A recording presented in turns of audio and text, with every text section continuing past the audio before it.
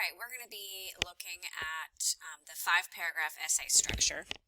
So this slide introduces to you kind of the overview of what you need to do on a 5-paragraph essay structure. So you can refer back to this video at any point.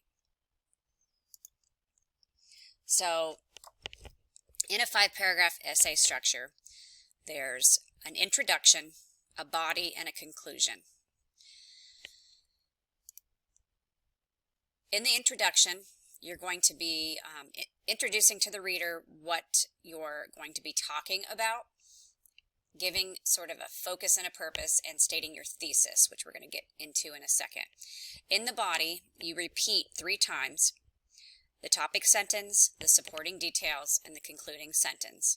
And then in the conclusion, you'll restate the thesis and summarize what you've said.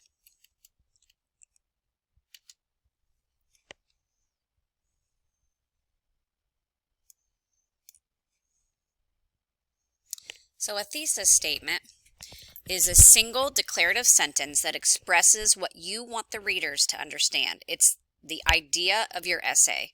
It's think of it as a roadmap for your paper. So it's what you're proving or what you want the reader to know. It directly answers the prompt that you're given. So on the state assessment, you will have a prompt that you have to stick to, and you'll only have the articles in which they provide to you. It makes a claim that others could possibly argue. And then your last sentence of your introduction is your thesis statement. So the very last sentence in that paragraph should be your thesis statement. So, looking at this slide,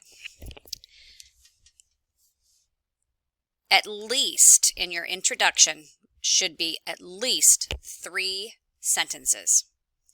Now, notice I have mature sentences. That means they're not just these little choppy sentences. You introduce the basic idea or general concept of the essay, and you have to create a hook. You're going to end that paragraph with a thesis statement, which is the whole idea that you're going to talk about in your paper. Think of your introduction as a funnel. It starts with the broad topic, and it narrows down to your thesis statement. Now, most people cringe when I say this, but think of your thesis statement as the thesis. So it's the thesis, because if I say that phrase to you, you know it's what the message is, the idea. So here's an example of a thesis statement. So if you were doing an essay on why Tom Cruise and Katie Holmes got divorced, you might come up with a thesis that you're going to prove throughout your paper like this. Tom Cruise and Katie Holmes' relationship failed due to the massive age difference, the Church of Scientology, and the pressure of being a celebrity couple. So in your body paragraphs, you would have 3 things that you are going to concentrate on. The first paragraph would prove the massive age difference. The second would be the Church of Scientology. And the third would be the pressure of being a celebrity couple. So, a hook. A hook draws in the reader. The tone, remember tone of voice, like I'm using right now, the tone of voice should match your essay. It should be serious, humorous, whatever you're going for. Whatever you choose to start it with, you need to end it and keep it throughout. It introduces the topic you will be talking about. One way you can start is with a quote from one of your research sources, or give a brief background overview of the topic. Do not start your essay with a rhetorical question. I know you learned this in elementary school, like this. Has there ever been a time when, and then you finish that with a question. Have you ever wondered, and then you say something like, and then what would you do if? Don't start with a question. So, writing body paragraphs. body paragraphs should follow this basic outline. Should have a topic sentence, which shows the main idea of that paragraph. It should have concrete detail or evidence, facts, data, quotes, examples from the articles that they have provided to you. It should have commentary. A lot of people do not put this part in. So after you give the topic sentence and the detail, you need to give your explanation. And then you should also have a concluding sentence so that we know you're transitioning to that next point. You wrap up that main idea of that paragraph that leads the reader to the next paragraph. So if we go back to the Katie Holmes and Tom Cruise thing, you would then be going on to the next point of why they broke up.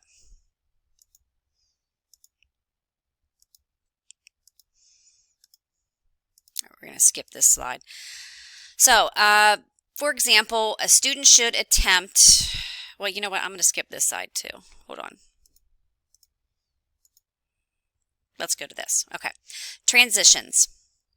So, transitions are words that you can use that help you to know that you are moving on to a new point.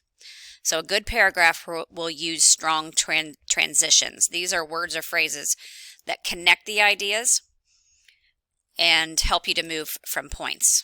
These are some examples of transition words I'm sure you've used before. For example, for instance, consequently, as a result. You can use things like first, next. I will caution you that many students will use next or then way too much. You get one, and you must change transitions. You cannot use the same transition every single time, because then it will be a very stagnant paper. Don't ever use you in one of these essays. If you are proving a point about an article that you read, you are not in that article, so you should not be in there unless it is in quotes from the story. There should be no first person, I think, or we learned. The story teaches us. So no first person. So I, me, he, she, it, we, you, they needs to be out of this essay. You're not in that article, therefore you should not put I or you in that article. No contractions. Don't use slang or casual type of language in this. This is a formal essay. No rhetorical questions. Again, don't start with, have you ever wondered about dinosaurs?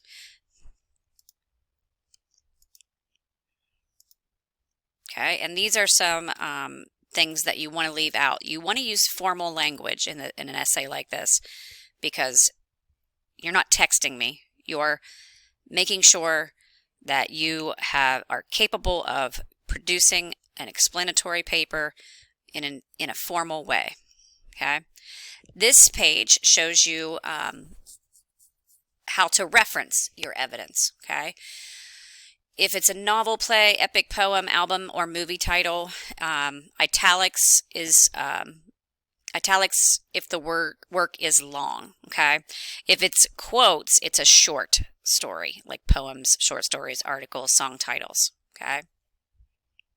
Now that will come into play when you do things in high school where you get to choose, or maybe even college too, where you get to choose what you're writing about.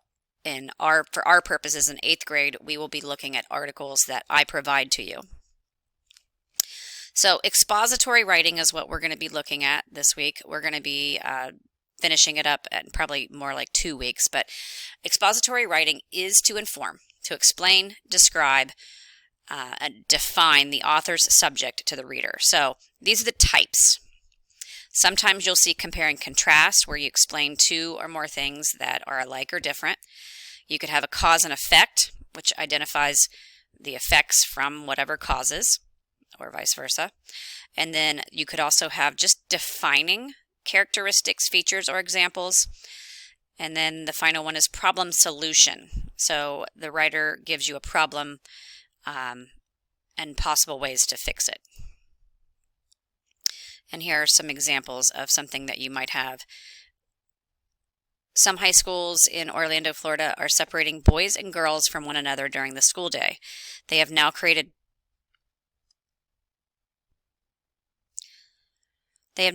girls only and boys only campuses. The Orlando School District, along with parents in the area, feels this drastic change will greatly benefit the teenagers of this community. Think about the advantages and disadvantages of being a school with no peers of the opposite sex. And then you would write an essay presenting the advantages and disadvantages of attending a same-gender school. And then this is always, always, always on the state assessment as well. Some more examples of expository prompts, like rule following, technical innovations, cell phone, driving legal or illegally, foreign exchange students in your class, describe the, let me put this down, describe the possible uses of a backpack to a student that is a foreign exchange student. So, other ways that you can incorporate evidence into your story, because you have to have evidence to support what you're going to say throughout your essay. You have blended quotes, so you're taking using words that are not your own, taking the lines word for word from the source, and remember to keep quotes short. But if you're going to do that, you need to put where it came from, which article it came from. Paraphrasing, of course, is putting it into your own words, expressing someone else's ideas in your own language. You still need to give credit to the author. Summarizing would be taking the main ideas from a large passage and condensing it into your own words. It's shorter than a paraphrase usually, but you still need to give credit to the author if it was not your original thought. What we will be following is, and you'll all get a copy of this, is an acronym that kind of helps you remember how to set up an expository or informational essay. So your first paragraph has an attention getter, a background on topic, and then your thesis. And then each of your, if you look at this, this is the second, third, and fourth paragraph. This is the meat. Think of a sandwich, okay? Repeat meat each time. You have a main point, you have evidence, you have your thoughts, your analysis, and your transition sentence. And then the final paragraph would be to explain your thesis again, why people should care, and then give them a last thought, zing them with a last thought.